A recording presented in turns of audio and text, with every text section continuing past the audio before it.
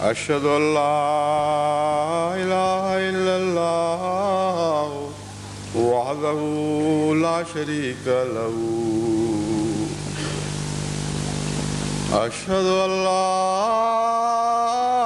إله إلا الله وحده لا شريك له وأشهد أن محمدًا عبده ورسوله أما بعد فأعوذ بالله من الشيطان الرجيم بسم الله الرحمن الرحيم الحمد لله رب العالمين الرحمن الرحيم مالك يوم الدين إياك نعبد وإياك نستعين اهدنا الصراط المستقيم صراط الذين أنعمت عليهم غير المغضوب عليهم ولا الضالين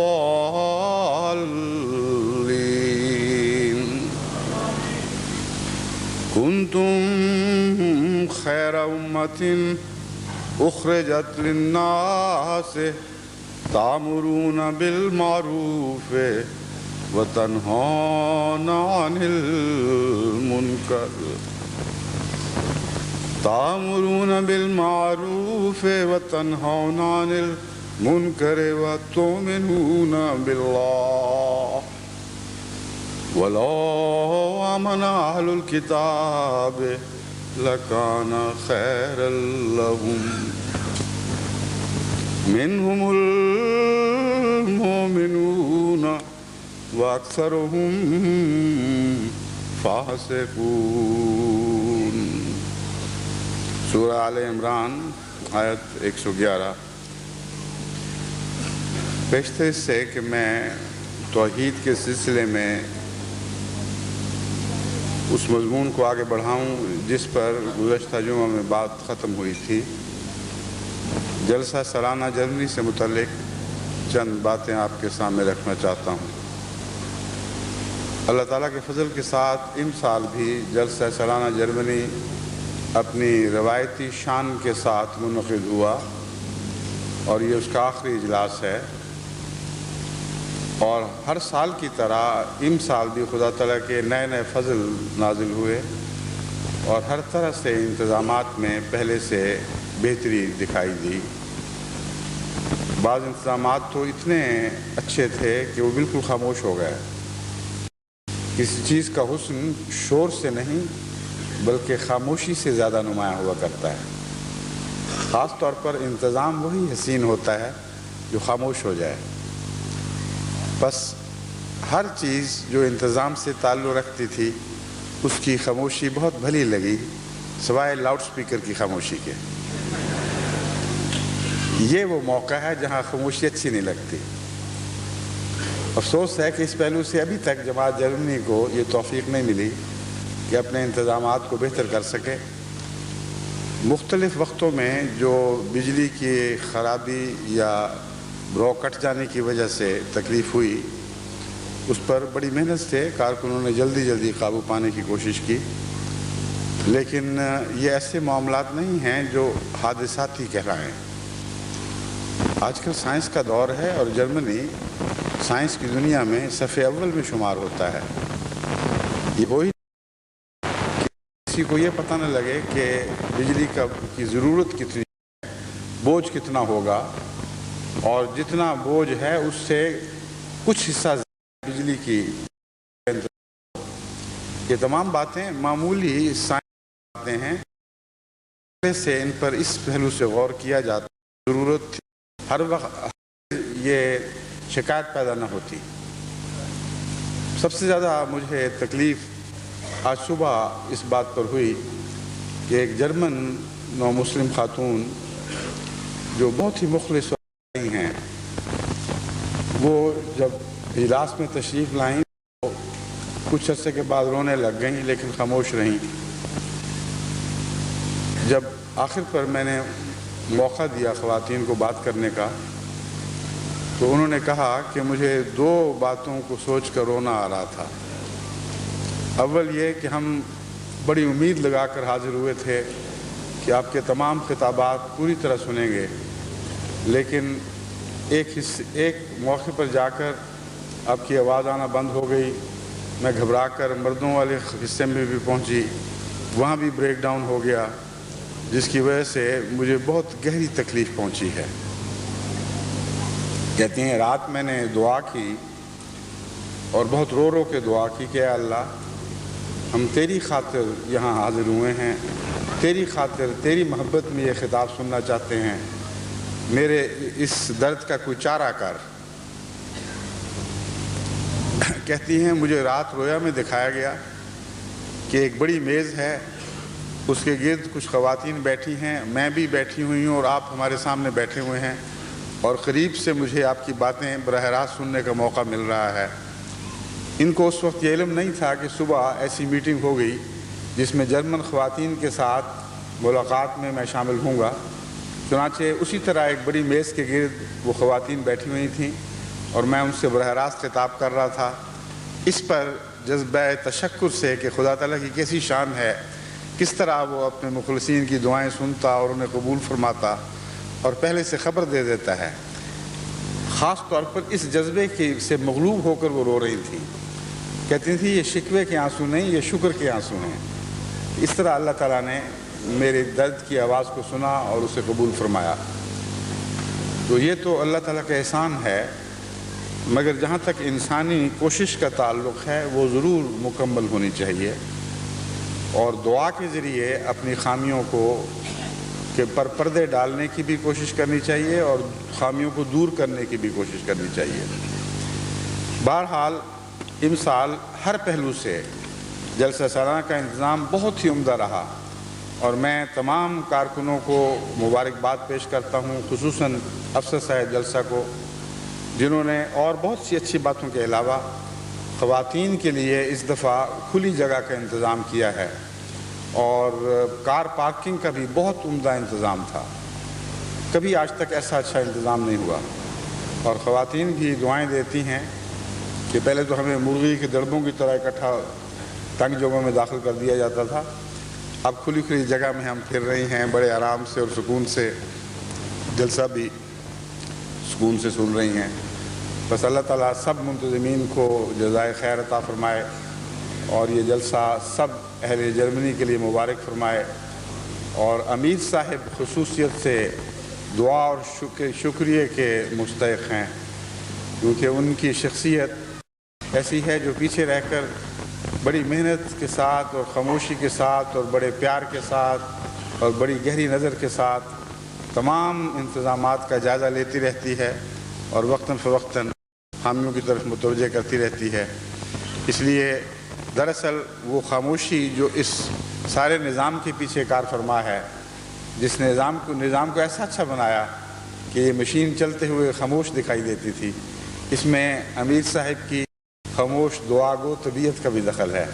اللہ تعالیٰ انہیں بہترین جزا دے اور لمبی صحت و عافیت والی کامیاب بامراد زندگی عطا کرے، اور ان کی سرکردگی میں ہمیشہ جماعت جرمنی دن دونی رات چوگنی ترقی کرتی رہے۔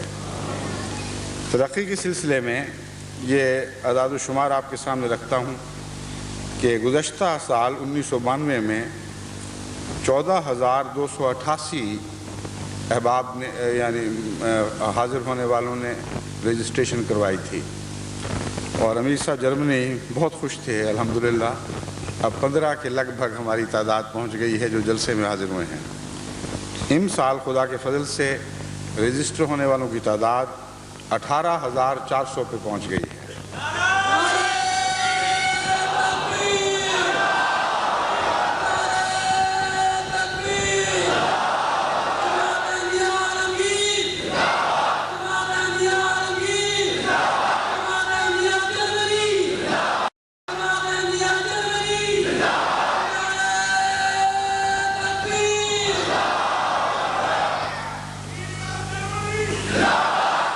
اس ضمن میں ایک چھوٹی سی بات یہ عرض کرنی چاہتا ہوں کہ جرمنی کے جو قوانین تھے اسائلم دینے کے، پناہ دینے کے، ان میں بعض سیاسی تبدیلیوں کی وجہ سے جن کا اثر مشرقی یورپ پر پڑا، تبدیلیاں ہو رہی ہیں اور بڑی تیزی سے ہو رہی ہیں، اور پناہ گزینوں کے لیے یہاں گنجائش کم ہو رہی ہے۔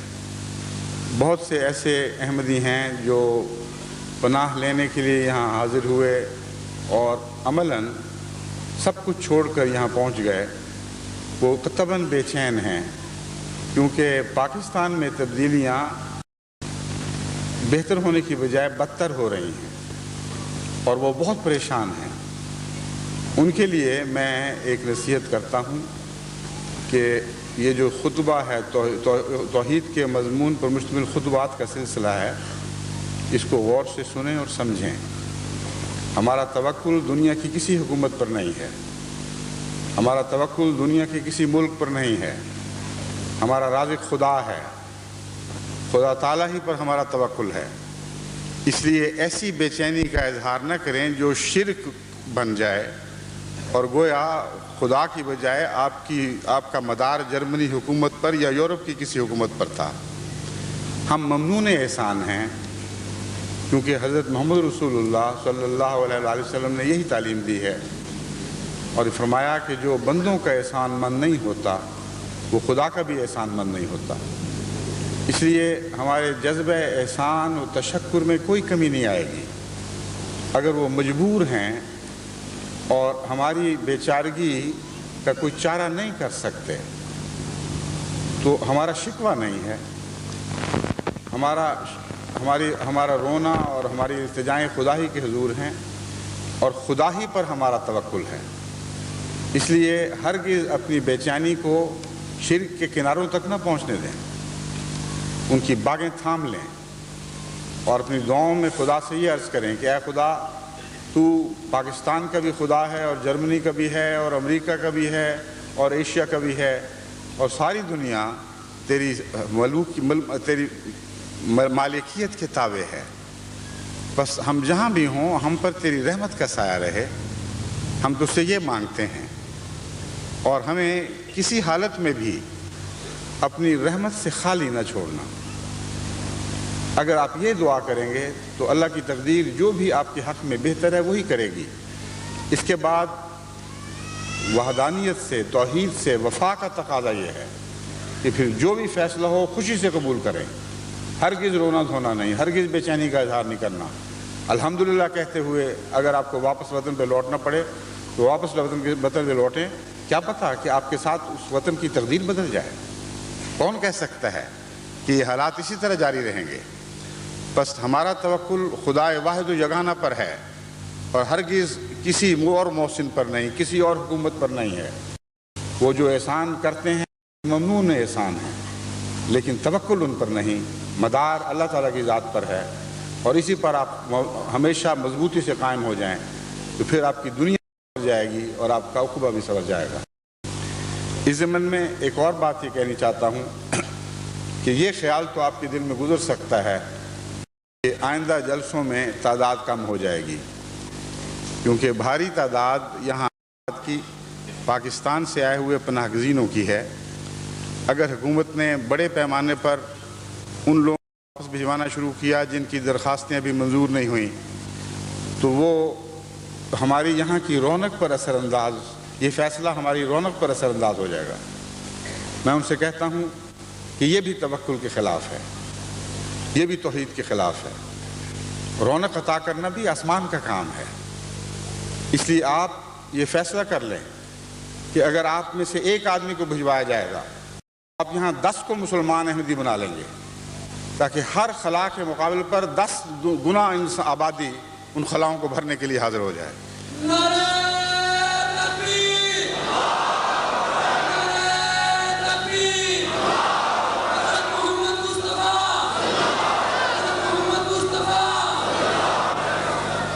اب دیکھیں حضرت اللہ جل شانہ نے جو ہمیں حیرت انگیز نعمت عطا فرمائی کہ یورپ میں تقریباً 1600 یورپینز نے امسال بیعت کی ہے۔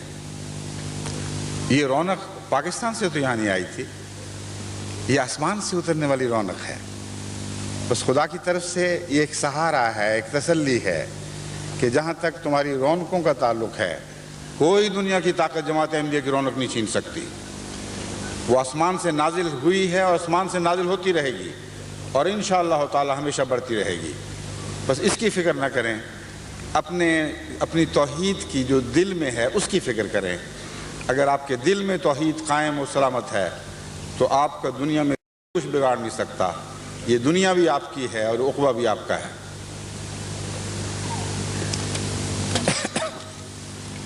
اب میں توحیدی کے سلسلے میں جو بات پیش کر رہا تھا اس کا حصہ آپ کے سامنے رکھتا ہوں۔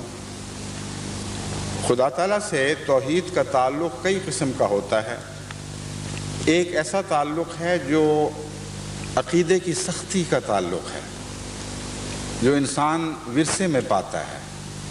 ایک ایسا تعلق ہے جس کا دراصل تعلق اپنی جمعیت سے ہے، اپنے عقیدے کے جتھے سے ہے، اور خدا سے بڑھ کر اس جتھے کی حفاظت اور اس کے دوام کا خیال دل پر سوار رہتا ہے۔ بس ایسے موحدین جو نام تو خدا کی توحید کا لیتے ہیں لیکن دراصل اپنی انانیت کی پرستش کرتے ہیں، ان کی توحید فیض سے خالی رہتی ہے، اس کو کبھی کوئی نیک پھل نہیں لگا کرتے۔ پھر خدا سے توحید کا ایسا تعلق جو خشک ذہنی تعلق ہو اور دل کا تعلق اس میں شامل نہ ہو، وہ توحید بھی بے ثمر رہتی ہے، موحد کے لیے بھی اور بنی نوع انسان کے لیے بھی۔ کیونکہ خدا سے اگر ایسا رسمی تعلق ہو تو خدا کے بندوں سے بھی وہی رسمی تعلق ہی ہوگا، کیونکہ جو مضمون ہمیں قرآن نے سکھایا اور حضرت اقدس محمد مصطفیٰ صلی اللہ علیہ وآلہ وسلم کے اس میں ہم نے دیکھا، وہ یہی ہے کہ خدا سے جو تعلق ہے وہی منعکس ہو کر مخلوق سے تعلق میں تبدیل ہو جاتا ہے۔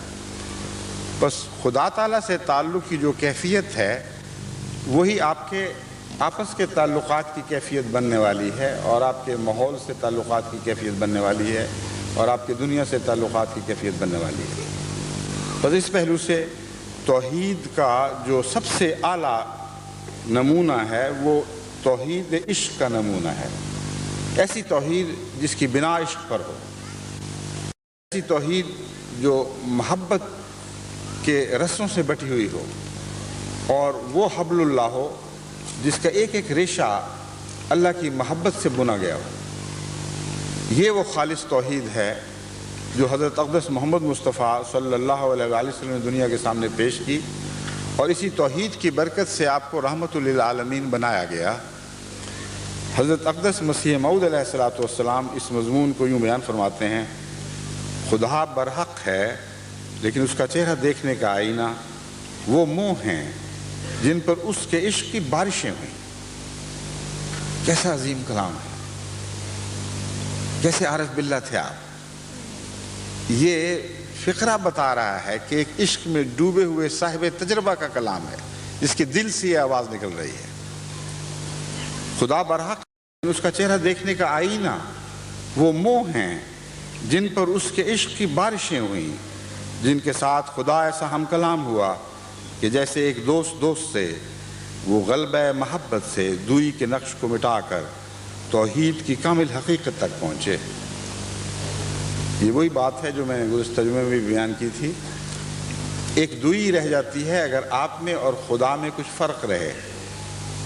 جب آپ کا قطرہ اللہ تعالیٰ کے بے کنار سمندر میں جاتا ہے تو پھر میں اور تو کا فرق مٹ جاتا ہے، اور کامل طور پر جب یہ واقعہ رونما ہو تو حضرت اقدس محمد رسول اللہ صلی اللہ علیہ وآلہ وسلم کا وجود ایک لامتناہی سمندر کی صورت میں جلوہ گر اور معجزن دکھائی دینے لگتا ہے۔ اور یہ واقعہ حقیقت میں پوری شان کے ساتھ حضرت صلی اللہ علیہ وآلہ وسلم کی ذات پر ہی صادق آتا دکھائی دے رہا ہے، کیونکہ جس درجے، جس محبت اور عشق میں ڈوب کر، جس انتہائی عشق کے ساتھ آپ نے اپنے وجود کو خدا کے وجود میں مدغم کر دیا اور اپنے وجود کا کوئی الگ حصہ رہنے نہیں دیا۔ اس کی مثال اور تاریخ عالم میں بزرگوں اور انبیاء کی تاریخ میں آپ کو دکھائی نہیں دے گی۔ حضرت مسیح موعود علیہ السلام فرماتے ہیں کیونکہ توحید صرف یہ نہیں ہے کہ الگ رہ کر خدا کو ایک جاننا، توحید صرف یہ نہیں ہے کہ الگ رہ کر خدا کو ایک جاننا، مطلب ہے خدا کی وحدانیت میں اپنے وجود کو کھو دینا، اس سے الگ نہ رہنا، یہ توحید کامل ہے کہ جو کچھ تھا وہ گویا خدا بنتا چلا جائے، ان معنوں میں کہ عجز اور انکساری کی انتہا کے ساتھ اپنے وجود کو مٹا کر غیریت اور فاصلوں کو یکسر ملیا میٹ کر دیا جائے، ختم کر دیا جائے اور واپس لوٹ جائیں۔ یہی وہ مضمون ہے جو ہمیں انا للہ و انا الیہ راجعون نے سکھایا ہے۔ گویا ایک طویل سفر پر ہم خدا کی تخلیق کی صورت میں روانہ ہوئے، یہاں تک کہ باشعور طور پر جب ہم نے خدا کی توحید کا مضمون سمجھا اور خدا کی وجہ کے عاشق ہو گئے تو بڑے جوش اور ولولے اور جذبے کے ساتھ ہجر کے شکوے کرتے ہوئے، روتے ہوئے خدا کی طرف لوٹے اور خدا کی طرف لپکے، یہاں تک کہ خدا کی ذات میں اس کی جھولی میں آ بیٹھے۔ جیسے حضرت مسیح موعود علیہ السلام فرماتے ہیں ابتدا سے تیرے ہی سایہ میں میرے دن کٹے، گود میں تیری رہا میں مثل شیر خار۔ تو جب یہ دوریاں مٹ جائیں اور خدا کی طرف کامل طور پر رجوع ہو جائے، انسان دنیا کے سفر سے تھک کر یا ماندہ ہو کر یا عدم اطمینان کے باعث یا دوسری صورت میں اللہ تعالیٰ کی محبت کے شعلے کے نتیجے میں ایسا عاشق بن کر خدا کی طرف دوڑ کر واپس کہ اس کے لیے اور کوئی پناہ نہ رہے، یہ توحید کامل ہے، اور یہی ہر انسان کی توحید کا اختتام ہوتا ہے۔ حضرت مسیح موعود علیہ السلام فرماتے ہیں الگ رہ کر خدا کو ایک جاننا یہ تو توحید نہیں، اس توحید کا تو شیطان بھی قائل ہے۔ دیکھیں کیسی اعلیٰ بات ہے، کیسی ٹھوس حقیقت بیان فرما رہے ہیں۔ شیطان نے خدا کی توحید کا انکار نہیں کیا تھا،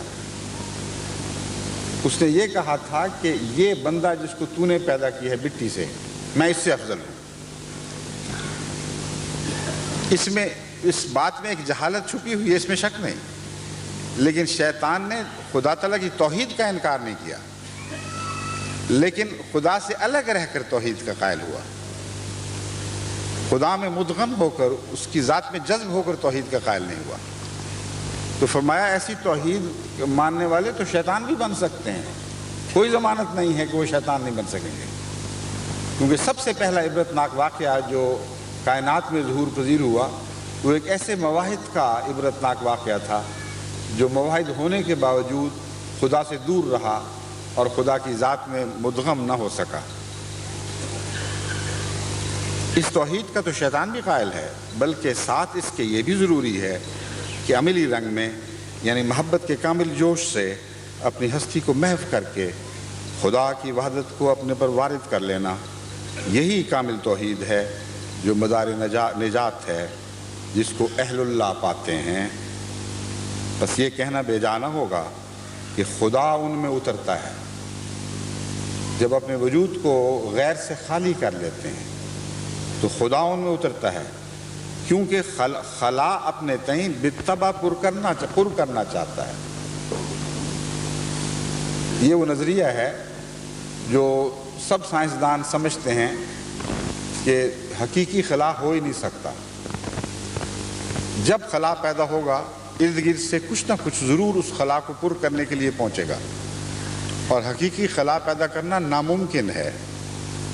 جو سائنسدان انتہائی کوشش کے ذریعے طاقتور مشینوں کے ذریعے ٹیوبوں میں خلا پیدا کرتے ہیں، وہ بھی کامل خلا پیدا نہیں کر سکتے، کیونکہ قرآن کریم سے پتہ چلتا ہے کہ اس جو میں، اس کائنات میں کوئی جگہ بھی خالی نہیں ہے۔ تو بالطبع سے مراد حضرت مسیح علیہ السلام کی یہ ہے کہ قانون قدرت ہے، اس کو کوئی ٹال نہیں سکتا، بدل نہیں سکتا، خلا رہ ہی نہیں سکتا۔ بس جہاں سے تم غیر اللہ کو نکالو گے وہاں خدا ضرور اترے گا. ایک قانون طبی کے طور پر ایسا واقعہ ہوگا. بس اس بات کو یقینی بنا لو کہ خدا تمہارے وجود میں اترے، اور وہ اسی طرح اترے گا کہ تم اپنے وجود سے غیر اللہ کو نکال پھینکو.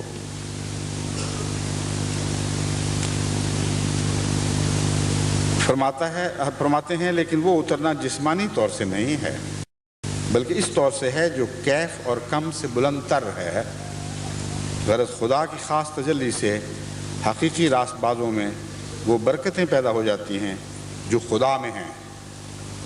یعنی جب غیر اللہ کو نکالتے ہیں اور اللہ اترتا ہے تو معنی یہ ہے کہ خدا کی صفات جلوہ گر ہونے لگتی ہیں، اور انسان کی ذات میں اللہ تعالیٰ کی طاقتیں رونما ہونے لگتی ہیں، اور ایسا صاحب بے نشان نہیں رہتا، وہ ایک زندہ معجزہ بن جاتا ہے.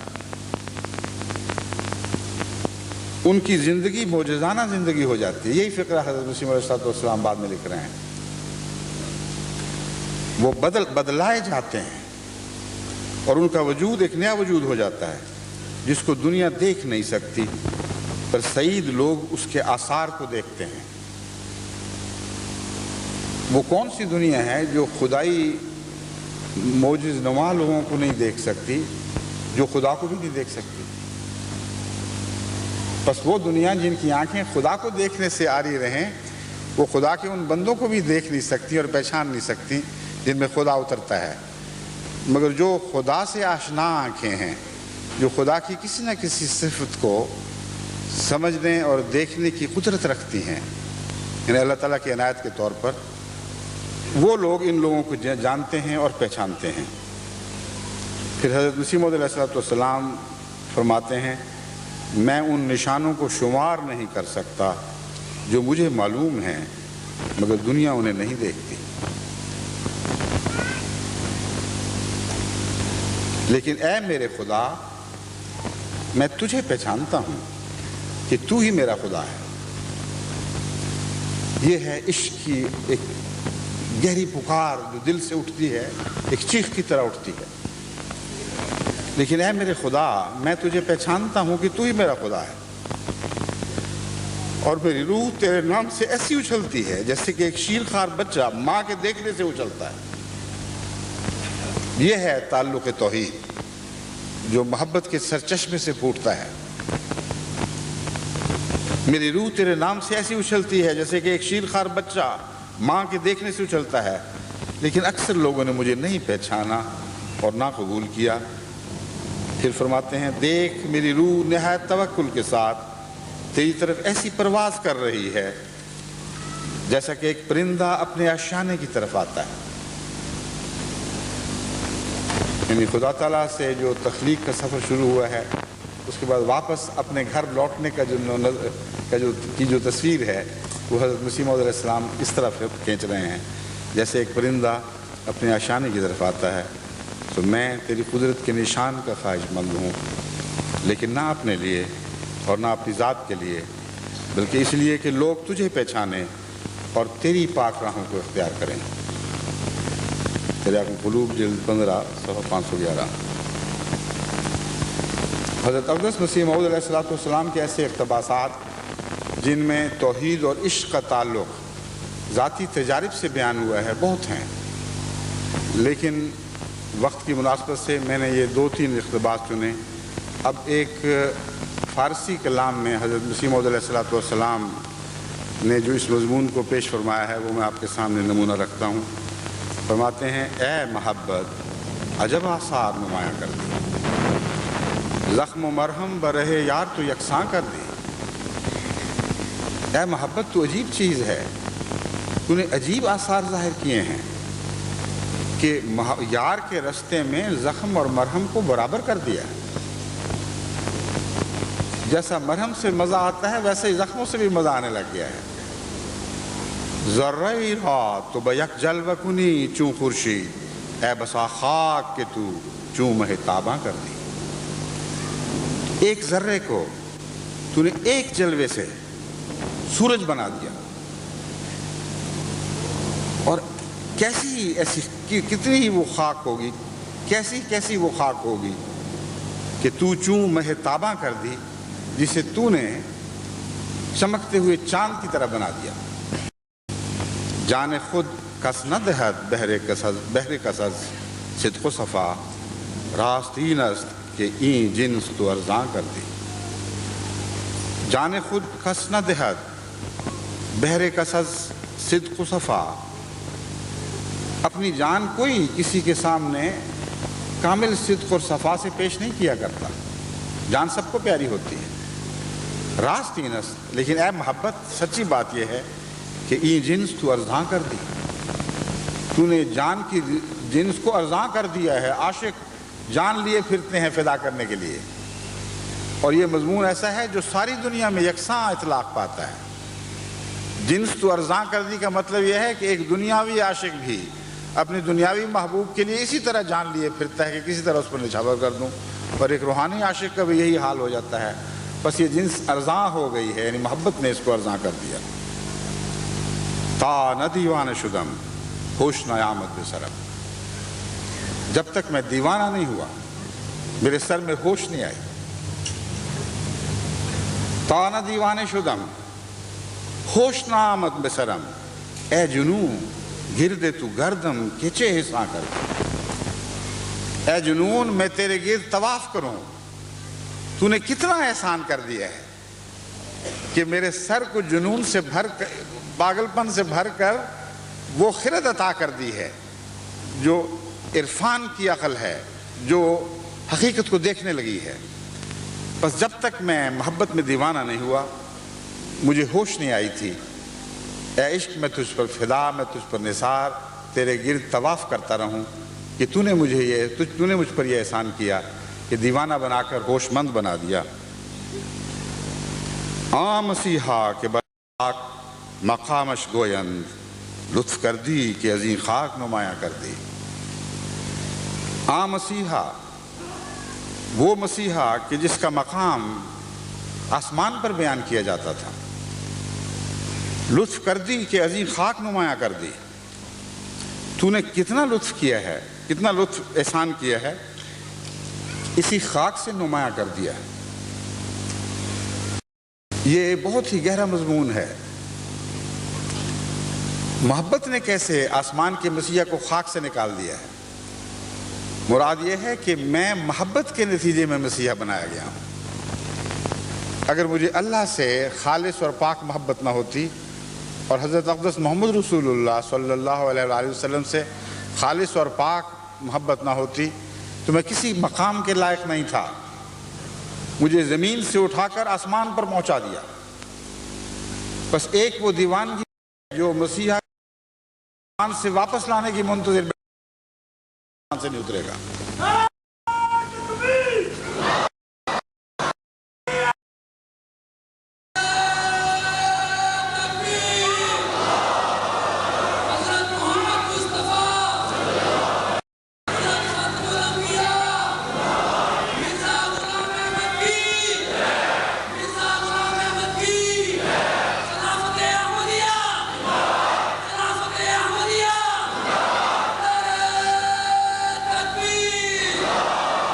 بس ایک وہ دیوانگی ہے جس نے عیسیٰ کو آسمان پر بٹھایا اور آج تک اس کے اترنے کی منتظر ہے۔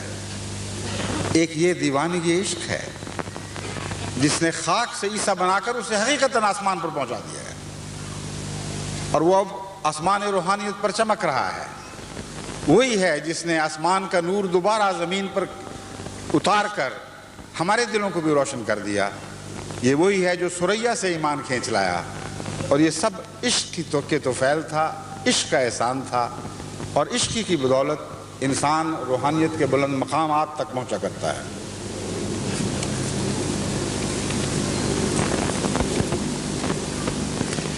پھر اردو کلام میں حضرت اقدس مسیح موعود علیہ السلام فرماتے ہیں، خدا کے حضور عرض کرتے ہیں، نقش ہستی تیری الفت سے مٹایا ہم نے، اپنا ہر ذرہ تیری راہ میں اڑایا ہم نے۔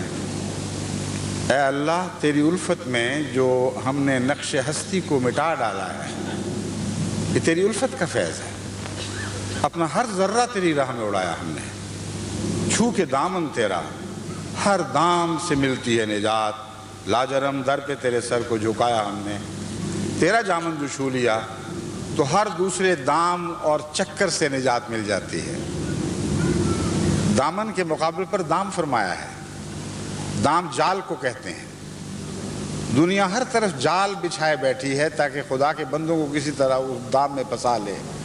فرمایا تھا تیرے دامن کو چھوا تو ہر دام سے نجات مل گئی۔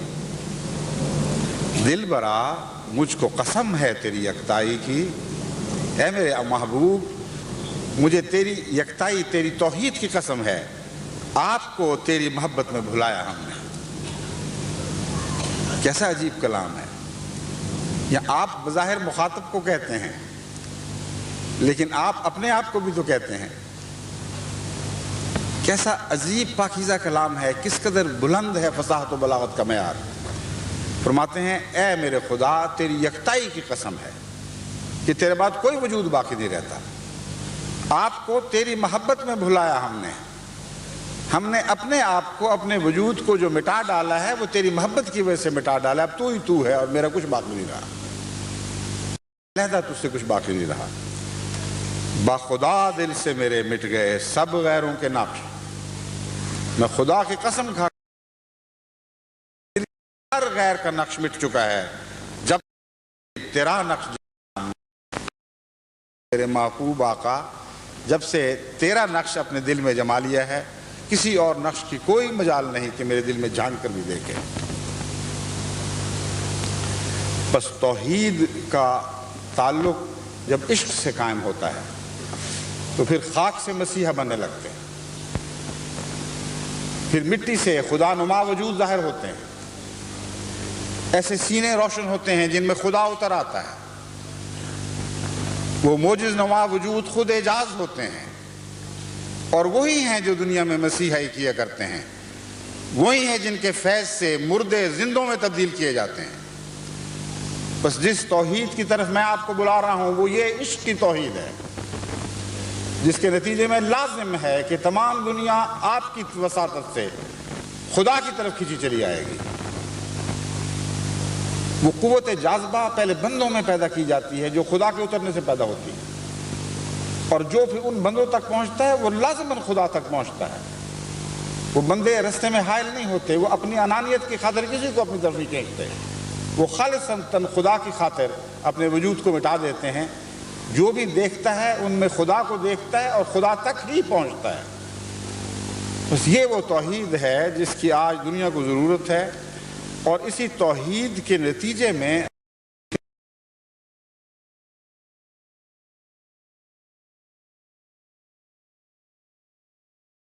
تو اس کی مخلوق سے عشق لازمی بات ہے۔ یہ ناممکن ہے کہ ماں سے محبت ہو اور اس کے بچوں سے انسان نفرت کرتا پھرے۔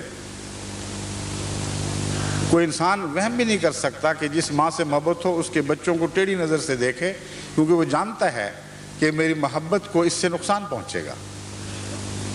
بس اللہ سے محبت اور سچی اور حقیقی محبت لازماً مخلوق کی محبت میں تبدیل ہوتی ہے، اور یہ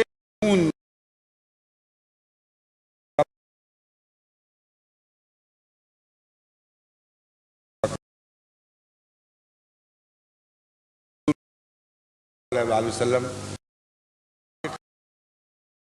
اتنا قریب ہوئے کہ اتنا قریب نہ ہوا،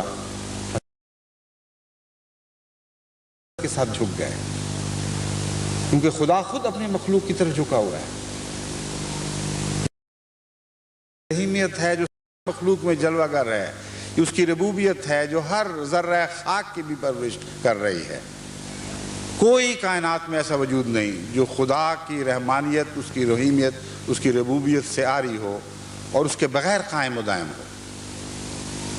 بس جس نے خدا کے عرفان کو حاصل کیا، جو خدا کی طرف ایسے لپکتے ہوا عاشق کی طرح پہنچا، طور پر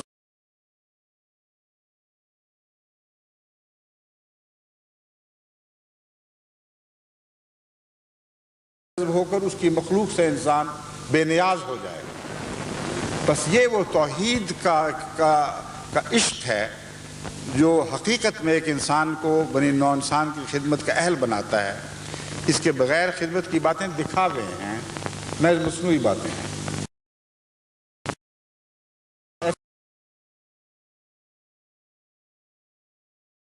لیکن جو خدمت خلق محمد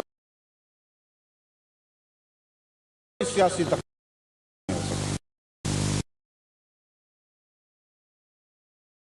بہت بڑے کام، اگر خدمت وہاں تک چلتی ہے جہاں تک سیاست آگے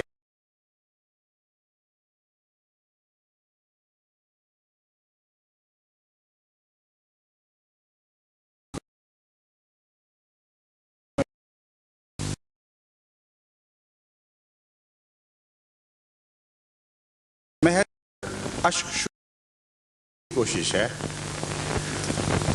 ورنہ تمام نظام ان مظلوموں کو مٹانے کے درپے ہے۔ ایسے مظالم ان پر توڑے جا رہے ہیں جس کی نظیر انسانی تاریخ میں شاید ہی کبھی کہیں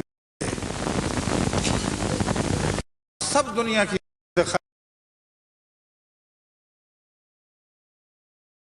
ان کو کلام کی نہیں رہی۔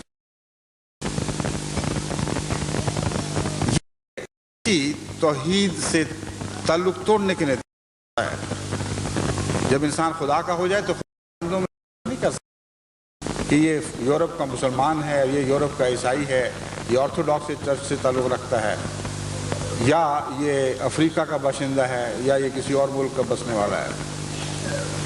رحمت للعالمین کا مطلب ہی یہ ہے کہ حضرت اقدس محمد رسول اللہ صلی اللہ علیہ وآلہ وسلم نے توحید کامل سے عشق کامل کیا ہے، اور پھر خدا کی ہر مخلوق ایک ہو گئی۔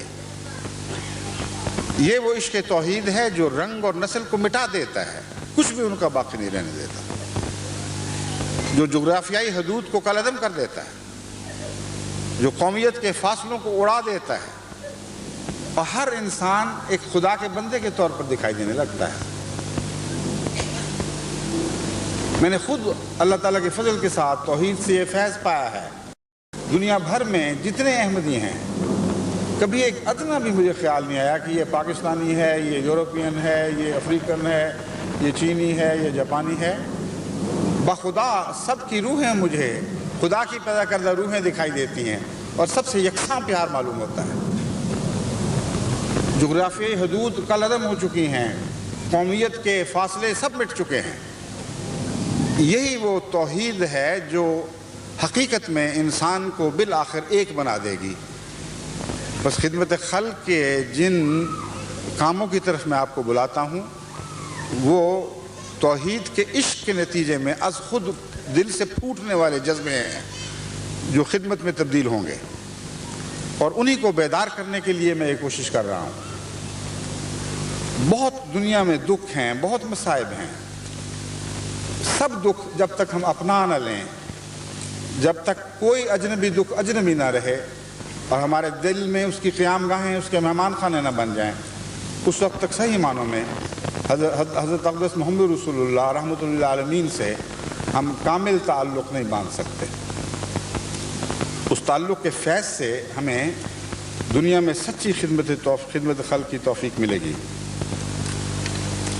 قرآن کریم نے خدمت خلق کے مضمون کو بہت وسعت عطا فرمائی ہے، اور جہاں بھی خدمت کا مضمون ہے وہاں مذہب کا کوئی ذکر قرآن میں نہیں ملتا۔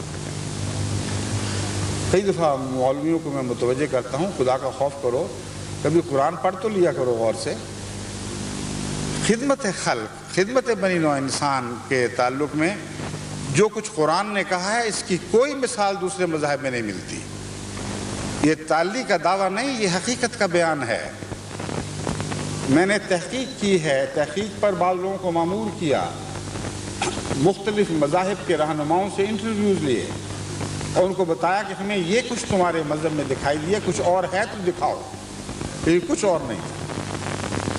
اور قرآن کریم نے جو اس مضمون روشنی ڈالی ہے اور بار بار تحریک فرمائی ہے، اور حیرت انگیز طور پر دل پر اثر کرنے والی تحریک فرمائی ہے، وہ ساری ایک طرف اور باقی ساری دنیا کے مذاہب کی تعلیم ایک طرف رکھ دیں، تب بھی قرآن کریم ان پر حاوی نظر آئے گا، کیونکہ یہ تعلیم رحمت للعالمین کے تعلق سے ہے۔ یہ تعلیم ایک ایسی تعلیم ہے جس میں کوئی جغرافیائی تفریق قائل نہیں، کوئی قومی فاصلے باقی نہیں رہے، سب رنگ مٹا دیے گئے، صرف ایک رنگ باقی ہے اور وہ اللہ کا رنگ ہے۔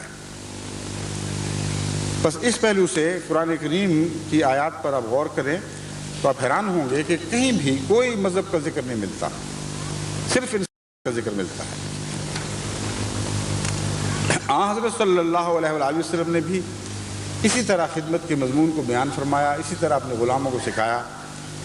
چنانچہ حضور صلی اللہ علیہ وسلم فرماتے ہیں کہ کوئی اس وقت تک مومن نہیں ہو سکتا جب تک کہ وہ دوسرے کے لیے بھی وہی چیز پسند نہیں کرتا جو اپنے لیے پسند کرتا ہے۔ یعنی اگر اپنے لیے آرام، سکھ اور بھلائی چاہتا ہے تو دوسرے کے لیے بھی ویسا ہی چاہے۔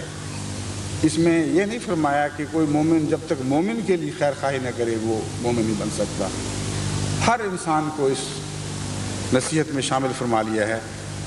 پھر فرماتے ہیں، حضرت عبداللہ بن مسعود رضی اللہ تعالیٰ عنہ کی روایت ہے کہ رسول اللہ صلی اللہ علیہ وسلم نے فرمایا تمام مخلوقات اللہ کی عیال ہیں، بس اللہ تعالیٰ کو اپنی مخلوقات میں سے وہ شخص بہت پسند ہے جو اس کے عیال کے ساتھ اچھا سلوک کرتا ہے اور ان کی ضروریات کا خیال رکھتا ہے۔ عیال بال بچوں کو کہتے ہیں،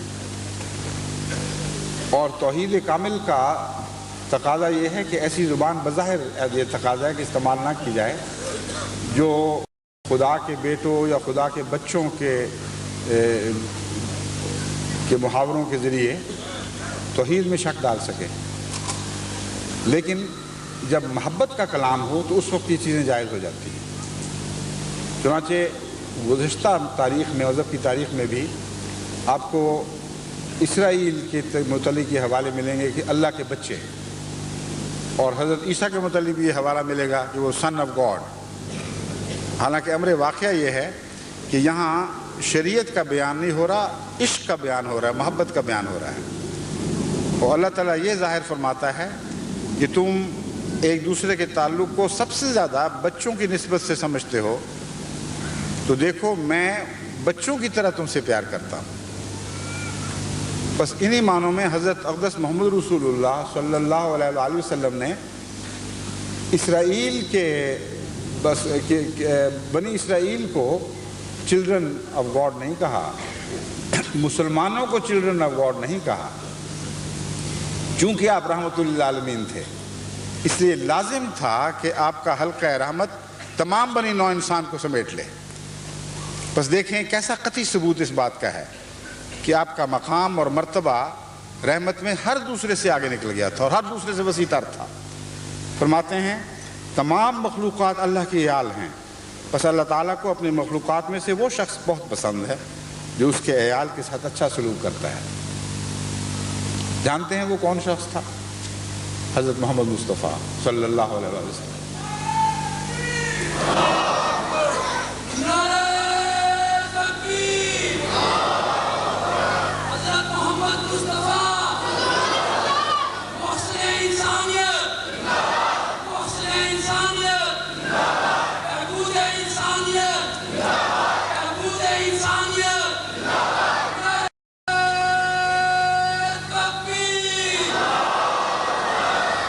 حضرت صلی اللہ علیہ وآلہ وسلم کا یہ ایک بہت ہی پیارا طریق ہے کہ بعض دفعہ اپنا نام نہیں لیتے حیا کی وجہ سے، اپنے مرتبے کا مقام، اپنے مرتبے اور مقام کو بعض دفعہ اپنے خدا کے حکم کے تابع بڑی جلال کے ساتھ ظاہر کیا ہے، مگر اکثر اوقات اشاروں میں بات کر جاتے ہیں کہ ایک دفعہ خدا کا ایک بندہ ایسا تھا، ایک دفعہ ایک خدا کے بندے سے یہ بات ہوئی۔ اور میں نے غور سے دیکھا ہے اکثر مقامات پر خود حضور صلی اللہ علیہ وآلہ وسلم ہی کا ذکر ہوتا ہے، اور ظاہر ہے اسی بات سے فرمایا خدا تعالیٰ کو اپنی مخلوقات میں، ساری مخلوقات میں وہ شخص بہت پسند ہے جو اس کے عیال کے ساتھ اچھا سلوک کرتا ہے۔ محمد رسول اللہ کے سوا کون ہے دنیا میں جس طرح اس نے اس طرح اللہ کی مخلوق سے محبت کی ہو؟ تلاش تو کرو، دیکھو تو صحیح، تمہاری نظر تھکی ہوئی لوٹ آئے گی، اور کبھی محمد رسول اللہ کے سوا کسی اور وجود کو بنی نوع انسان کا ایسا خدمت کرنے والا نہیں پائے گا۔ ایسی وسیع رحمت جس نے ہر چیز کو اپنے دامن میں سمیٹ لیا۔ یہ محمد رسول اللہ رحمۃ اللہ عالمین ہی کی رحمت تھی۔ بس اس حدیث سے بھی پتہ چلتا ہے عیال اللہ ساری مخلوق کو کہہ رہے ہیں، مسلمانوں کو نہیں کہہ رہے ہیں۔ مسلمان ہوں یا نہ ہوں، سب سے اس طرح سلوک کرو جو ہے وہ خدا کی اولاد ہے، حالانکہ خدا کی کوئی اولاد نہیں، مگر تعلق کی وجہ سے، پیار کی وجہ سے، خدا کے حوالے سے بنی نوع انسان سے محبت کرو۔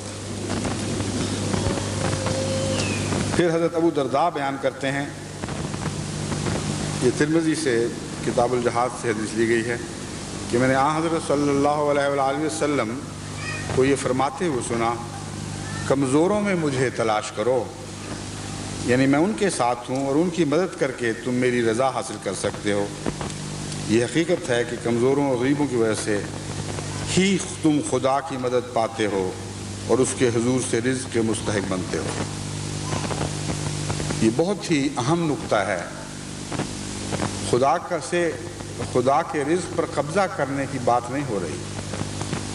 دنیا میں لاکھوں کروڑوں ایسے انسان ہیں جو خدا کے رزق پر ناحق اور ناجائز قبضہ کرتے چلے جاتے ہیں اور رزق اکٹھے کرتے چلے جاتے ہیں۔ یہاں ہرگز ان کی بحث نہیں ہے۔ یہاں مراد یہ ہے کہ خدا کے بندے، اس پر ایمان لانے والے، جب خدا کے غریب بندوں کی خدمت کرتے ہیں تو اصل میں وہ ان کے زیر احسان ہو رہے ہوتے ہیں، کیونکہ جب وہ ایسا خدا کی خاطر کرتے ہیں خدا ان کے رزق میں ضرور برکت ڈالتا ہے۔ تو فرمایا کہ تم دیکھو کہ جو کچھ تم کھا رہے ہو ان غریبوں کا احسان ہے کہ تم یہ کھا رہے ہو، تمہیں یہ نعمتیں مل رہی ہیں، کیونکہ تم نے خدا کی خاطر ان غریبوں سے احسان کا سلوک فرمایا، اور یہ تو تمہارا بدلہ نہیں اتار سکتے تھے۔ اللہ تعالیٰ نے ان کے پیار، ان کی بے کسی پر نظر رکھتے ہوئے ان کی طرف سے تمہیں نعمتیں عطا کرنی شروع کی۔ یہ بہت ہی عظیم اور لطیف مضمون ہے۔ خدمت خلق کے پاکیزہ روحانی سرچشمے کی بات ہو رہی ہے جو اللہ کے تعلق کی وجہ سے جاری ہوتا ہے۔ وہ خدمت خلق جو خدا کی خاطر کی جاتی ہے، اس میں جو بظاہر زیر دست ہے، حضرت اقدس محمد رسول اللہ یہ دکھا رہے ہیں کہ دیکھو یہ اس زیر دست کا ہاتھ تمہارے اوپر آ گیا، کیونکہ خدا کا ہاتھ سب سے اوپر ہے، اس نے اس ہاتھ کی برکت سے تم پر رحمتیں کرنی شروع کر۔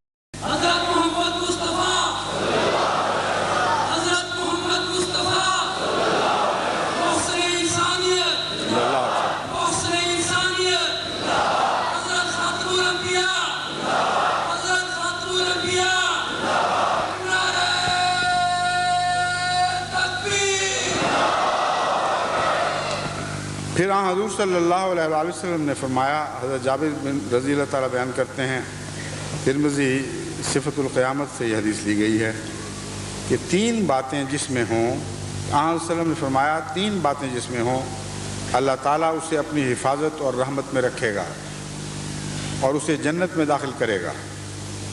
پہلی یہ کہ وہ کمزوروں پر رحم کرے، دوسری یہ کہ وہ ماں باپ سے محبت کرے، تیسری یہ کہ خادموں اور نوکروں سے جو اس کے نیچے رکھے گئے ہیں ان سے حسن سلوک کرے۔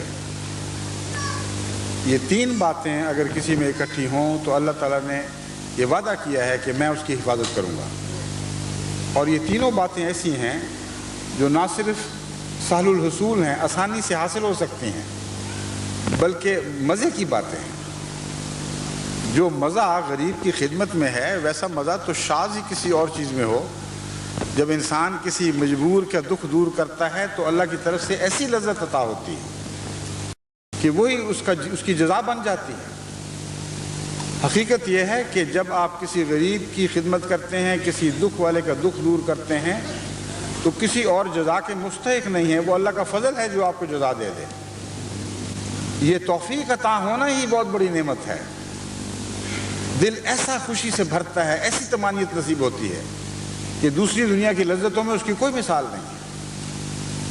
بس آن حضرت صلی اللہ علیہ وآلہ وسلم نے وہ نسخہ عطا فرمایا ہے جو فطری طبی نسخہ ہے، جس کو حاصل کرنے کے لیے محنت اور مشقت کی ضرورت نہیں، صرف اپنی فطرت خابیدہ کو جگانے کی ضرورت ہے، جھنجھوڑنے کی ضرورت ہے۔ تم کہاں جہالت میں سوئی پڑی ہو؟ دیکھو محمد رسول اللہ صلی اللہ علیہ وسلم کی بہار آ گئی، آپ کے حسن خلق کی بہار، اس سے فائدہ اٹھاؤ اور ہر لذت اس بہار میں ہے جو محمد رسول اللہ کے حسن کی بہار ہے۔ بس اس پہلو سے فرمایا ہے کمزوروں پر رحم کرو، کون سی اس میں مشکل ہے؟ کر کے تو دیکھیں، پھر آپ کو پتہ چلے گا کہ ظلم کے مقابل پر رحم کتنی قوی اور کتنی قوی چیز اور کتنی بڑی نعمت ہے۔ رحم کرنے والا حقیقت میں اپنی ذات پر رحم کر رہا ہوتا ہے، اس کے دل کو ہر رحم ایک شرف، ایک بزرگی عطا کر جاتا ہے۔ ماں باپ سے محبت ایک طبی بات ہے، اس کی طرف بلایا ہے۔ اولاد کی محبت کا یہاں ذکر نہیں ہے۔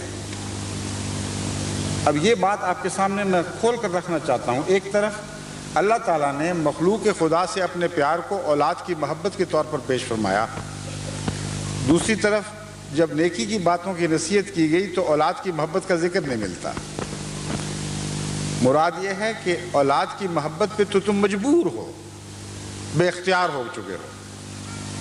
کوئی جاہل اور پاگل ہی ہوگا جو محبت سے آ رہی ہے، ایسے بدنصیب کے لیے کچھ نہیں ہو سکتا۔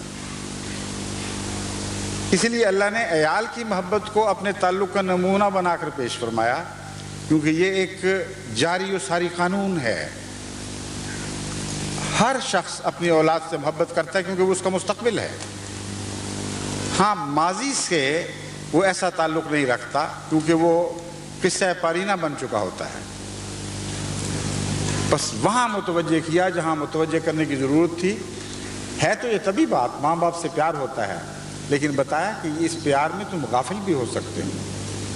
ماں باپ بوڑھے ہو جاتے ہیں، ماں باپ کمزور ہو جاتے ہیں، تبھی قرآن کریم نے خصوصیت سے ماں باپ کے سامنے اف تک نہ کرنے کا حکم دیا۔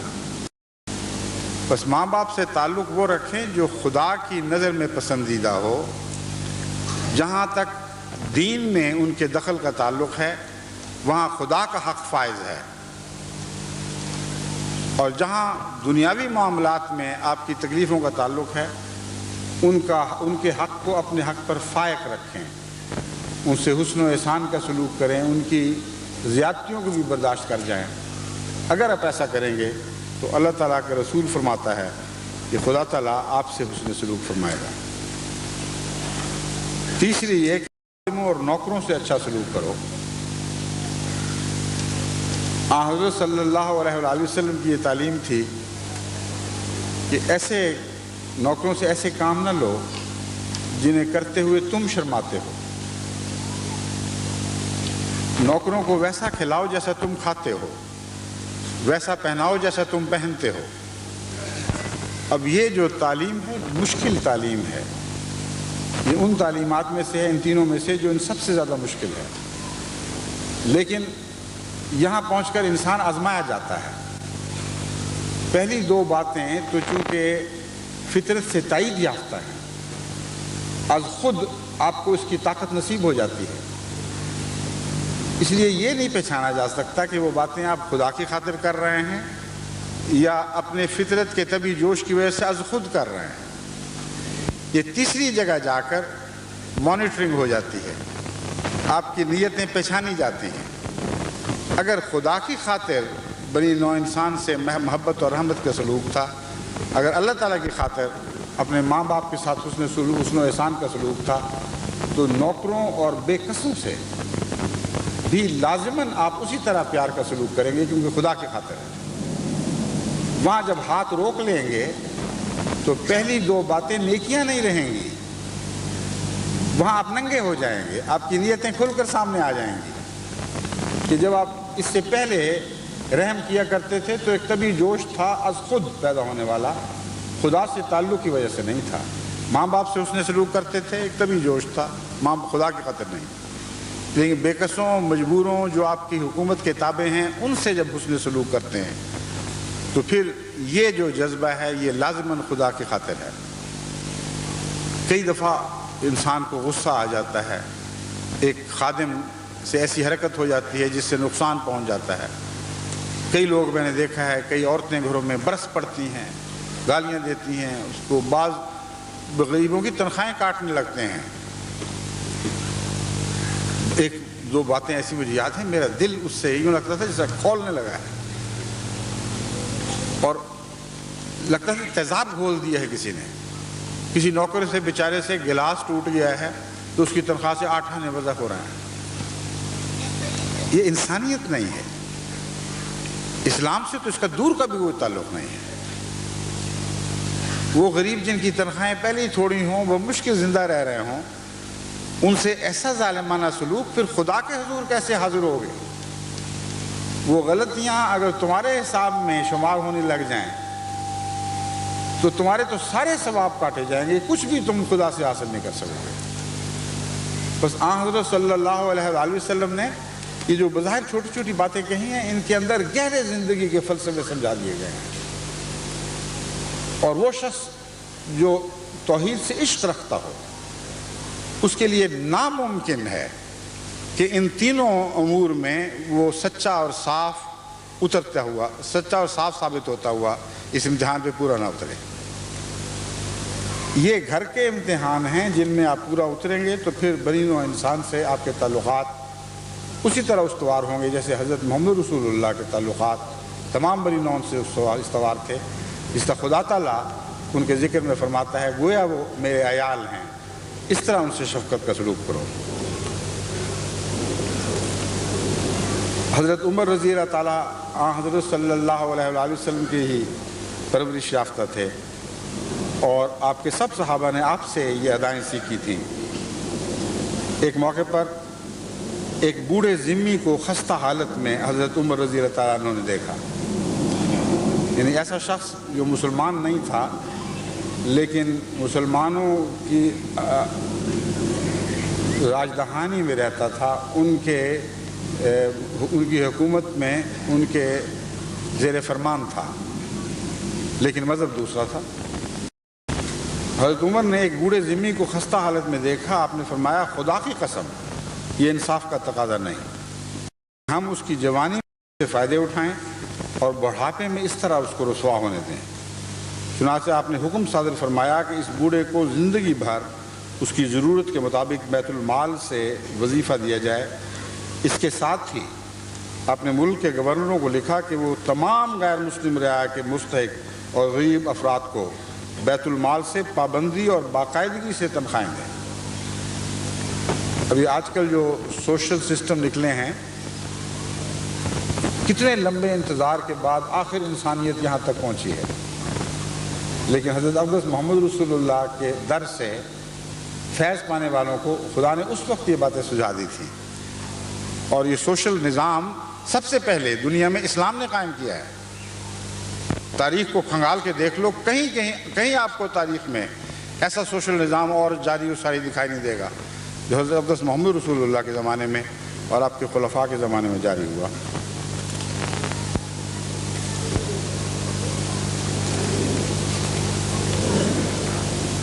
حضرت مسیح موعود علیہ السلام نے اسی لیے بیعت کے الفاظ میں اس بات کو شامل فرما دیا کہ عام خلق اللہ کی ہمدردی میں محض للہ مشغول رہے گا، اور جہاں تک بس چل سکتا ہے اپنی خداداد طاقتوں اور نعمتوں سے بنی نوع انسان کو فائدہ پہنچائے گا۔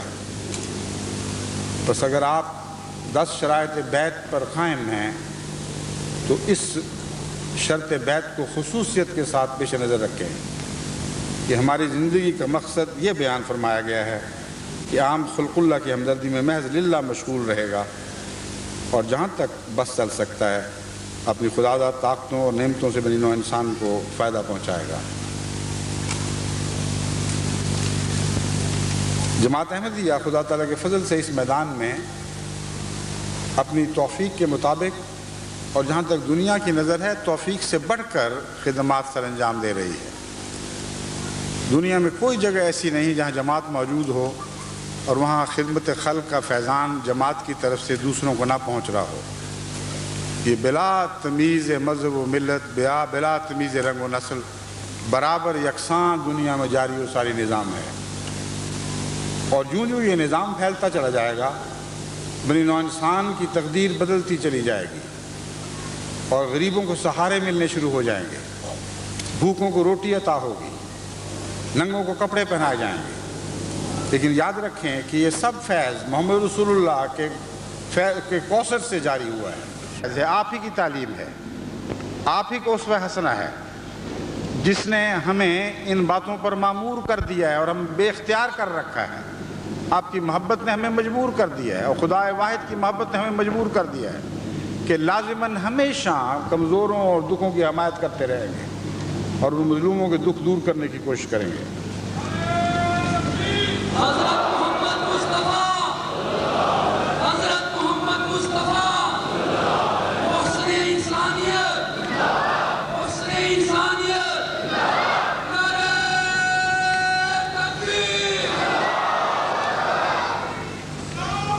یہ ایک بہت لمبی فہرست ہے جو میرے سامنے ہے، مگر دنیا بھر میں جو خدا تعالیٰ کے فضل سے جماعت کو خدمت کی توفیق ملی ہے، لیکن وقت کی کمی کی وجہ سے میں اسے فی الحال نظر انداز کرتا ہوں۔ اب ایک اور اہم امر کی طرف آپ کو متوجہ کرنا چاہتا ہوں۔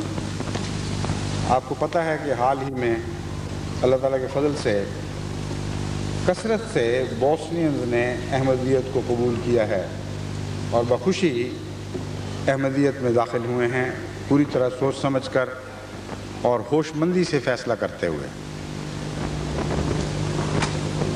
بیعت کے بعد ان کے ساتھ میری ایک خاص تھی، مختلف امور پر میں نے ان کو نصیحتیں کیں، ان کو سمجھایا کہ احمدیت کس طرح فیض پہنچائے گی۔ اس مجلس کی آخر پر ایک ایسے بوسنین دوست جو لیڈر نما تھے اور بڑی مضبوط شخصیت رکھتے تھے، جو احمدی نہیں تھے، وہ اس وقت اٹھ کھڑے ہوئے جبکہ تمام بوسنین صف بندی کر کے مجھ سے مصافحے کا انتظار کر رہے تھے کہ سب مجھ سے ملیں، اور انہوں نے بڑے جوش سے یہ کہا کہ آپ نے یک طرفہ باتیں تو کر لی ہیں اور مجھے بات کا موقع نہیں دیا، میں کچھ اور باتیں کہنا چاہتا ہوں۔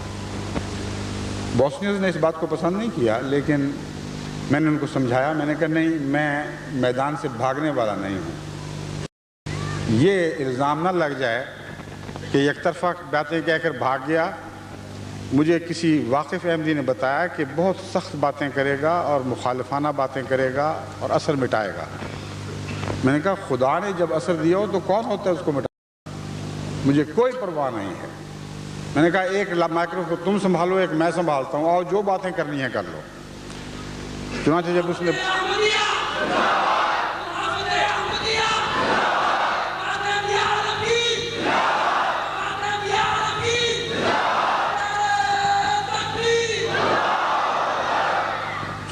وہ اس کو خوب موقع ملا، ایک ایک بات کرتا تھا، میں اس کا جواب دیتا تھا۔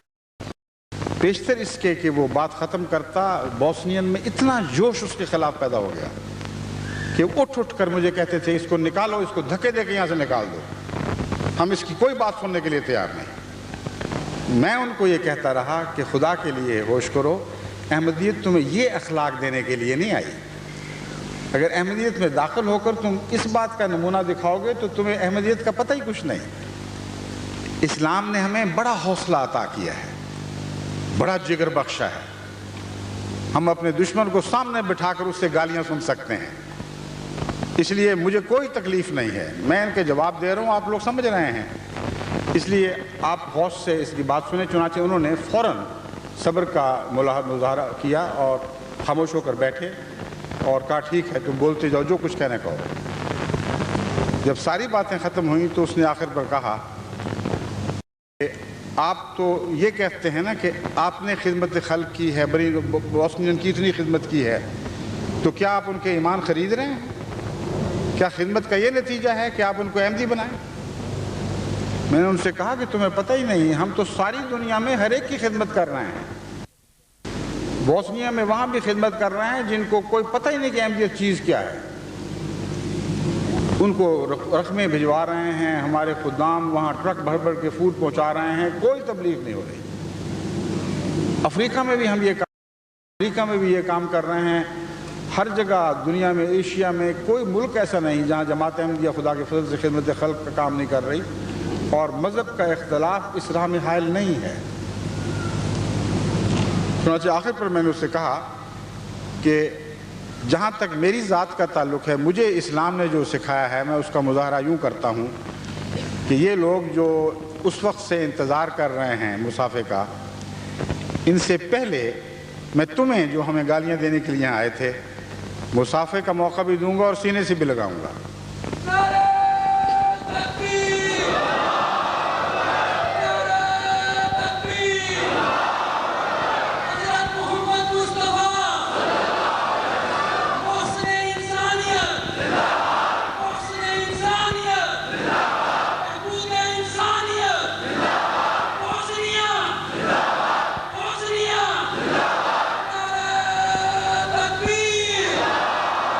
جب میں نے اسے آگے بڑھ کر اس سے مصافحہ کیا اور سینے لگایا تو اس کی کایا ایسی پلٹی کہ وہ جذبات کی شدت سے کانپنے لگا اور بار بار میرا چہرہ چومتا تھا، اور جذبات کی شدت سے اس کے منہ سے کچھ نکلتا تھا جو مجھے سمجھ نہیں آ رہی تھی، لیکن اس کا ایک ایسا عظیم فائدہ ہوا کہ وہ بوسنین جو احمدی ہونے کے باوجود ایک رسمی سا تعلق رکھ رہے تھے، ان کی آنکھوں میں ویسا پیار اور محبت نہیں تھی جو احمدیوں کی آنکھوں میں ہوا کرتا ہے، جو میری آنکھوں میں ان تک پہنچتا ہے اور ان سے منعکس ہوتا ہے۔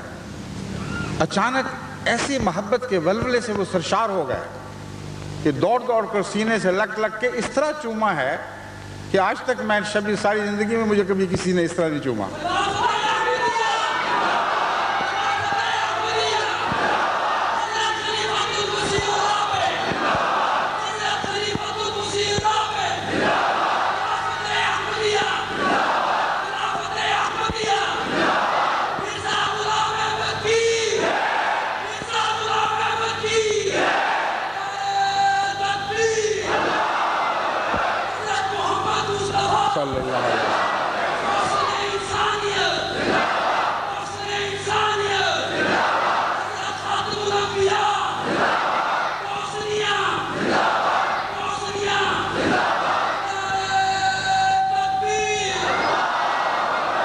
کو یہ بات سمجھانی چاہتا ہوں کہ دراصل یہ حضرت محمد رسول اللہ کے حسن و احسان کا ایک قطرہ تھا جس کا معمولی سا فیض میں نے پایا اور اس نے یہ جادو دکھایا ہے، ورنہ ہم کیا تھے، ہم جاہل لوگ ان باتوں کا تصور بھی نہیں کر سکتے تھے۔ حضرت محمد رسول اللہ صلی اللہ علیہ وسلم نے یہ پاک تعلیم دی، پاک نمونے دکھائے، اور حضرت مسیح موعود علیہ السلام پر بھی خدا کی رحمتیں کہ آپ نے ان نمونوں کو اس دنیا میں ہمارے سامنے زندہ کر کے دکھا دیا۔ حضرت صلی اللہ علیہ وسلم کا حسن و احسان کا معجزہ تھا جس نے عرب کی کھایا پلٹی۔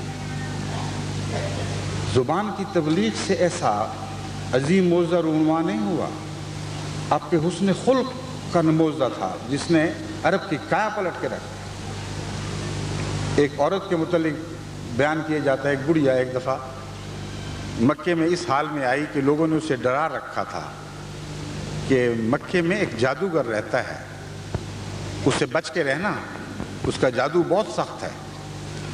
وہ توہمات کی ماری ہوئی بڑھیا احتیاط کے ساتھ گلی گلی سے اس طرح گزر رہی تھی کہ جہاں جانا تھا اس کا راستہ بھی پوچھتی تھی، مگر یہ کہہ کر پوچھتی تھی کہ اس راستے پر کہیں محمد تو نہیں چلتا، میں اس سے بچ کے گزرنا چاہتی ہوں، کیونکہ میں نے سنا ہے کہ وہ بڑا سخت جادوگر ہے اور میں اس کے جادو سے ڈرتی ہوں، میں نہیں چاہتی کہ اس کا سایہ مجھ پر پڑے۔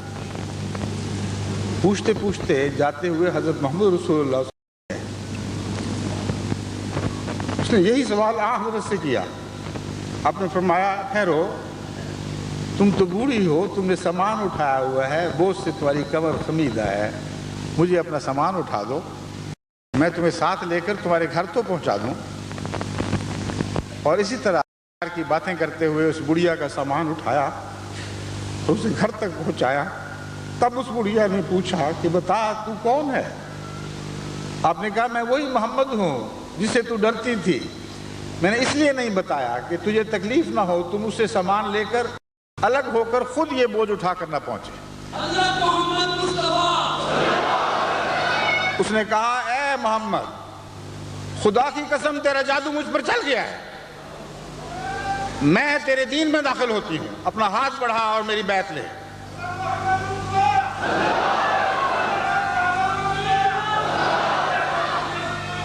بس محمد رسول اللہ کے حسن و احسان ہی کا اعجاز ہے جس کا جادو آج ہی اب بھی ہم نے چلتے دیکھا ہے، کل بھی چلتے دیکھا تھا اور کل بھی یہ چلے گا۔ اس حسن و احسان کو اپنا حسن و احسان بنا لیجئے،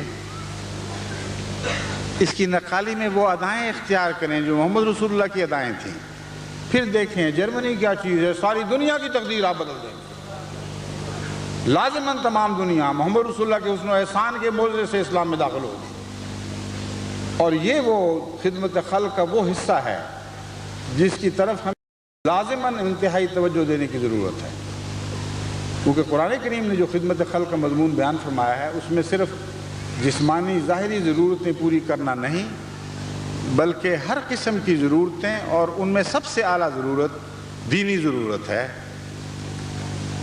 بس بڑی نوع انسان کی خدمت کریں، ان کی ظاہری جسمانی ضرورتیں بھی پوری کریں، یہ اس شرط کو بیچ میں حائل نہ ہونے دیں کہ ان کا دین آپ سے ملتا ہے، ان کا رنگ آپ سے نکلتا ہے، ان کی قوم آپ سے ملتی ہے۔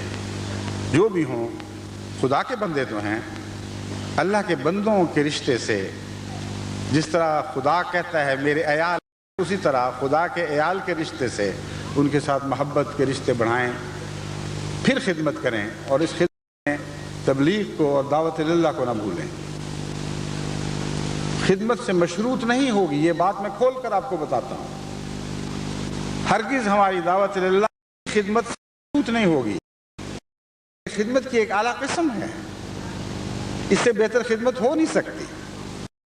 دنیا کی خدمت تو کسی کی دنیا سنوارتی ہیں، یہ تو اس کے عقبہ بھی سنوار دیں گی۔ بس خدمت خلق اس رنگ میں کریں کہ کوئی مذہب کی شرط بیچ میں حائل نہ ہونے دیں، اور تبلیغ اس رنگ میں کریں کہ کوئی سنے یا نہ سنے، کوئی جواب میں آپ کو تکلیف دے، گالیاں دے، دکھ پہنچائے، پتھر مارے، تب بھی آپ کا جذبہ خدمت اس کی نفرتوں پر غالب آ جائے اور اس کی نفرتوں کو محبتوں میں تبدیل کر دے۔ یہ وہ زندگی کا گر ہے جو حضرت اقدس محمد رسول اللہ نے ہمیں عطا فرمایا ہے، اور یہ وہ گر ہے جو زندہ و پائندہ گر ہے، جس کی طاقت عظیم ہے کہ ساری دنیا کی طاقتوں کو یہ گر مغلوب کر سکتا ہے۔ اس پر قائم ہو تو پھر اس بات کی فکر چھوڑ دیں کہ آپ کے کم ہو جائیں گی اگر آپ میں سے کچھ کو اس ملک سے بھجوا دیا گیا۔ محمد رسول اللہ کی طرف سے جس کو رونقیں عطا ہوں، جسے خدا رونقیں عطا کرے، کوئی دنیا کی طاقت اس کی رونقیں چھین نہیں سکتی۔ آپ اس یقین پر قائم ہو جائیں، اور حضرت رسول اکرم صلی اللہ علیہ وآلہ وسلم کے بتائے ہوئے راستے پر سرشار ہو کر گامزن ہوں۔ سرشار ہو کر گامزن ہونا اس لیے ضروری ہے کہ سرشاری محبت سے عطا ہوتی ہے، اور محبت تکلیفوں کا قلع کما کرنے کے لیے سب سے عظیم ذریعہ ہے۔ زخم و مرہم برہ یار تو یکساں کر دی۔ اگر محبت کے بغیر یہ سفر کریں گے تو کیسے تنہا یہ سفر کریں گے، کیسے اتنی بڑی بڑی مشکلات کا سامنا کریں گے؟ محبت ہوگی تو ہر تکلیف آسان ہو جائے گی۔ کسی ماں کے بے چین بلکتے ہوئے بچے کو نہیں آپ نے دیکھا کہ کس طرح مائیں راتوں کو جاگ جاگ کر اس کی خدمت کرتی ہے؟ کبھی آپ کہہ سکتے ہیں کہ ہٹو چھوڑ دو اس کو اور آرام کرو؟ اس کا تو آرام جہاں اس تڑپتے ہوئے بچے کی خدمت میں ہے۔ جب تک وہ اپنے اس کی خاطر دکھ اٹھا کر اس کے دکھ کو سکون میں نہ بدل دے، اس وقت تک وہ سکون نہیں پا سکتی۔ بس یہ سب محبت کے کرشمے ہیں۔ بس اللہ سے محبت کریں، اللہ تعالیٰ کی وحدانیت سے محبت کریں، اس محبت کی خاطر، اس محبت کی بنا پر ہر دوئی کو دل سے نکال دیں، تب آپ حقیقت میں خدا نما بن جائیں گے۔ تب اللہ کا نور لازماً آپ میں اترے گا۔ پھر وہ نور ایسا ہے جو آپ کے سینے سے باہر نکلے گا اور آپ کے گرد و پیش کو روشن کرنے لگے گا۔ اللہ تعالیٰ کی محبت لازماً بنی نوع انسان کی محبت میں تبدیل ہوگی، اور اس محبت کے کرشمے سے، اس کے فیض سے دنیا اسلام کے نور کو حاصل کرے گی۔ دیکھیں بوسنیا میں جو کچھ ہو رہا ہے، اس کے پیش نظر آج بنی نوع انسان میں سب سے زیادہ خدمت کی مستحق یہ قوم ہے۔ دنیا کی تاریخ میں جتنے مظالم ہوئے ہیں ان میں اس سے زیادہ بھیانک ظلم آپ کو شاید ہی کہیں اور دکھائی دے۔ بالکل معصوم بے قصور لوگ ہیں، صرف ان کا دین اسلام ہے، اس کے سوا ان کا کوئی قصور نہیں۔ ایسے بہیمانہ طور پر ان کو مٹایا جا رہا ہے سرفراز کی سے، اس طرح ایک ایک کر کے ان کے ملک کا چپا چپا ان سے چھینا جا رہا ہے اور ان کو ملک بدل کیا جا رہا ہے کہ یہ تاریخ جو ہم اپنی آنکھوں کے سامنے دیکھ رہے ہیں، یہ گزشتہ ایسی بھیانک تاریخوں کی یاد دلاتی ہے۔ مجھے تو بوسنیا کے افق پر اسپین لکھا ہوا دکھائی دے رہا ہے، وہ دماغ، وہ ظالم دماغ جس میں مذہبی تعصب اور سیاسی مسالے دونوں نے مل کر ایک نہایت بھیانک سازش کی تھی کہ کس طرح رفتہ رفتہ سارے ملک اسپین سے اسلام کا صفایا کر دیا جائے۔ وہی دماغ آج بھی اسی طرح بوسنیا میں کار فرما ہے، وہی سازش ہے، وہی کھیلیں ہیں، وہی چالیں ہیں جو چلی جا رہی ہیں، کوئی نئی بات نہیں۔ کیوں آپ کو اسپین کے ساتھ اس کی مثال، اس کی تمثیل دکھائی نہیں دے رہی، اس کی مشابہت دکھائی نہیں دے رہی؟ اسپین میں مسلمان 7ویں صدی میں داخل ہوئے تھے اور 700 سال تک وہاں حکومت کی۔ اگر کچھ تلخیاں تھیں تو 700 سالوں میں ان تلخیوں کا نشان آنا چاہیے تھا۔ بڑی محسن حکومتیں تھیں، رعایا سے بڑی محبت کا سلوک کرنے والی تھی، کوئی ظلم کی داستانیں ان کی طرف ان کے اشد ترین دشمن بھی منسوب نہیں کر سکے۔ اس کے باوجود وہ مسلمانوں کی حکومت یورپ کی سرزمین پر دلوں پر دال ڈلتی رہی، ان پہ کھٹکتی رہی، ان کے لیے ایک ذہنی عذاب کا، قلبی عذاب کا موجب بنی رہی۔ 700 سال کے بعد انہوں نے ایسا انتقام لیا کہ اسپین کی سرزمین سے اسلام کا نام و نشان مٹا کے رکھ دیا۔ جو طریق اختیار کیا گیا، اگر آپ اسپین کی تاریخ کا مطالعہ دوبارہ کریں تو آپ حیران ہوں گے کہ بین ہی وہی طریق آج بوسنیا میں اختیار کیے جا رہے ہیں۔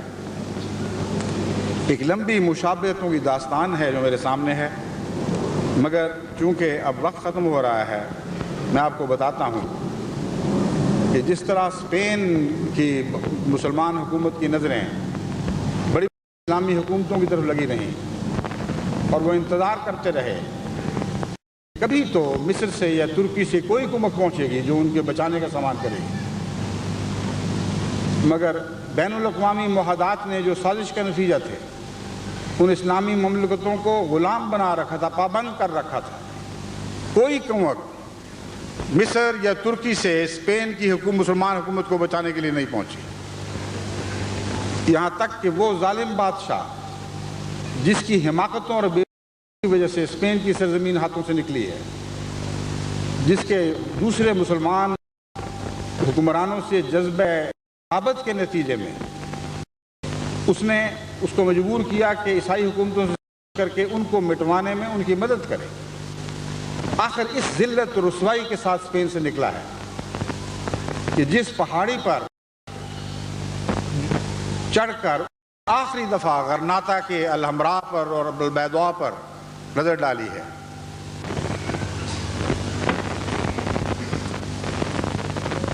اس پہاڑی پر چڑھ کر اس نے اس مملکت کو دیکھا جو کبھی اسلامی مملکت تھی، جہاں سے اس کا نشان مٹا دیا گیا۔ وہ الحمراء جس کو کئی صدیوں میں مسلمانوں نے بڑی محبت کے ساتھ اور جذبوں کے ساتھ تعمیر کیا تھا، اس کی چابیاں خود اس نے فرڈینینڈ اور ایزابیلا کے ہاتھوں میں تھمائیں اور اپنی ماں اور کچھ خاندان کے ساتھیوں کو لے کر وہ اس پہاڑی کے رستے سمندر کو عبور کر کے غالباً موروکو کی طرف روانہ ہونے کا قصد کر کے پہاڑی پر چڑھ کر اس نے مڑ کر دیکھا تو اس کی آنکھوں سے آنسو نکلنے لگے۔ تب اس کی بہادر مومن ماں نے کہا کہ وہ مملکت جسے تم مردوں کی طرح سنبھال نہیں سکے، اب عورتوں کی طرح اس پر ٹسوے بہاتے ہو۔ خدا کی قسم، مسلمان ممالک نے اگر اب بھی قدم نہ اٹھایا تو وہ اور ان کی نسلیں بوسنیا پر ٹسوے بہاتی رہیں گی، اور خدا کی چوکھٹ پہ وہ آنسو مقبول نہیں ہوں گے۔ وہ آنسو ان پر آسمان سے لعنتیں برسانے کا موجب بنیں گے. کوئی ان کو حیا اور غیرت نہیں ہے.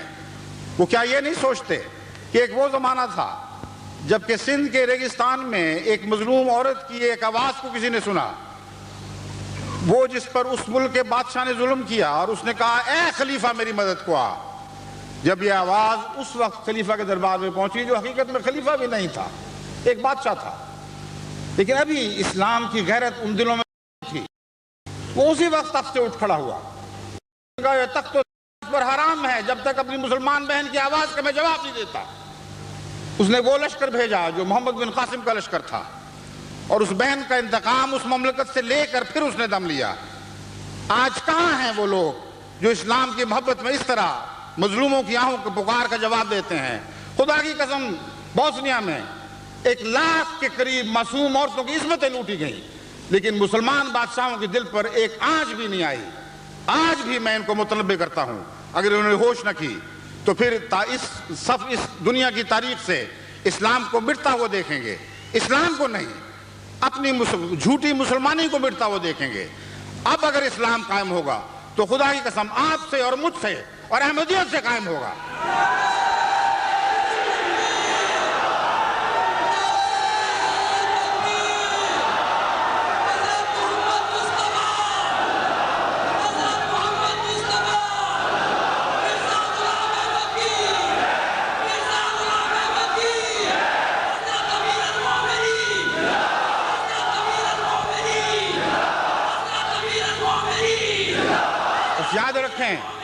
یاد رکھیں میں نے آپ سب کی طرف سے، تمام دنیا کی احمدیوں کی طرف سے اپنے بوسنین مظلوم بھائیوں اور بہنوں سے وعدہ کیا ہے کہ اگر دنیا نے تمہیں چھوڑ دیا ہے، خدا کی قسم ہم محمد رسول اللہ کے عشق میں اور خدا کے عشق میں تم سے یہ وعدہ کرتے ہیں کہ ہمیشہ ہمیشہ تمہارے ساتھ، ہاتھ میں ہاتھ پکڑے ہوئے تمہارے ساتھ رہیں گے، تمہارے ساتھ رہیں گے، تمہارے ساتھ رہیں گے.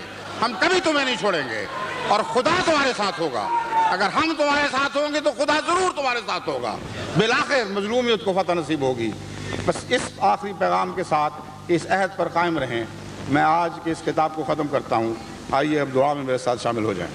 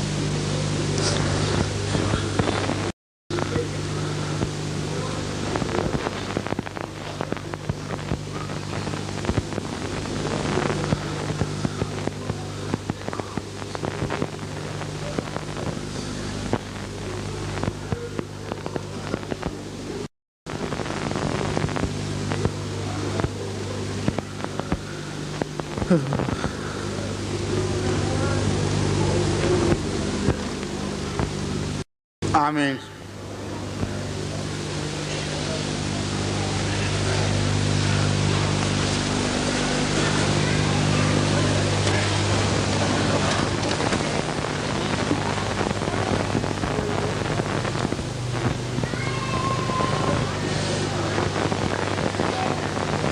अच्छा, अस्सलाम वालेकुम रहमतुल्लाहि व बरकातहू। अल्लाह की हिफाजत में बड़े फूले फले हैं।